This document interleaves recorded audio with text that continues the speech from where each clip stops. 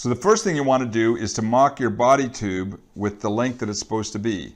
And I know from my design that I wanted my full length of my body tube to be 35 centimeters. So I'm just going to measure up from the end here. There's 10, there's 20, there's 30. I'm sorry, 30 centimeters is where I wanted it. And I'm going to put a mark here right at 30 centimeters. So this is the place that I want to cut my body tube. This is what's going to be my body tube, and this is going to be the extra. So I measured 30 centimeters from there to there. Don't use 30 centimeters, use whatever you designed yours for. Now, I want to be sure that I get a good straight cut all the way around this. And if I just start trying to cut this thing with my knife, I'm going to get a real raggedy edge. So the next thing we want to do is we want to make a little paper guide like this out of our paper board that I asked you to get. And so that we can put this on here and tape it on there, and it'll help us give us a really straight edge. So we need to make this little paper guide. I'll show you how to do that.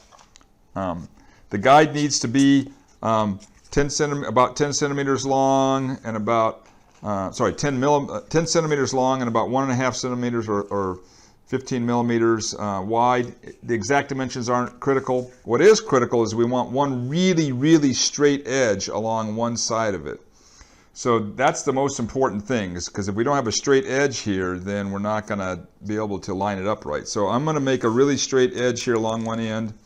In order to do that, I've measured out 15 millimeters from the edge here and about 15 millimeters from the edge there. And if it's not exactly right, it doesn't matter. It just matters that it's straight. And so I have a straight line I've marked on there. And now I'm going to line up my guide with that line.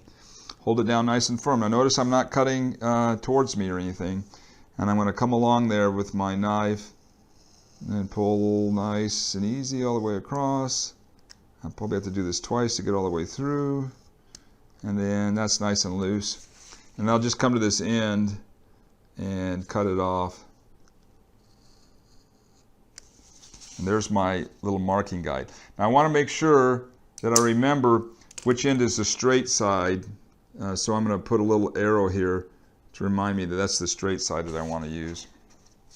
And now I need to make this thing curly. I'm just going to take my pencil and curl around the pencil so it's got a little bit of curl to it. I'm not trying to do anything fancy here. I just wanted to be able to curl around the body tube. So I now have my curly but very straight piece of paper. I'm going to put that on my body tube. The first part of fitting this on, I'm just going to need a little piece of paper to put it on the body tube. Make sure I got my straight part near the top. Now it doesn't matter where I put it right now. I'll slide it into the right place in a minute. But I'm going to make sure that that straight part is lined up together on the body tube.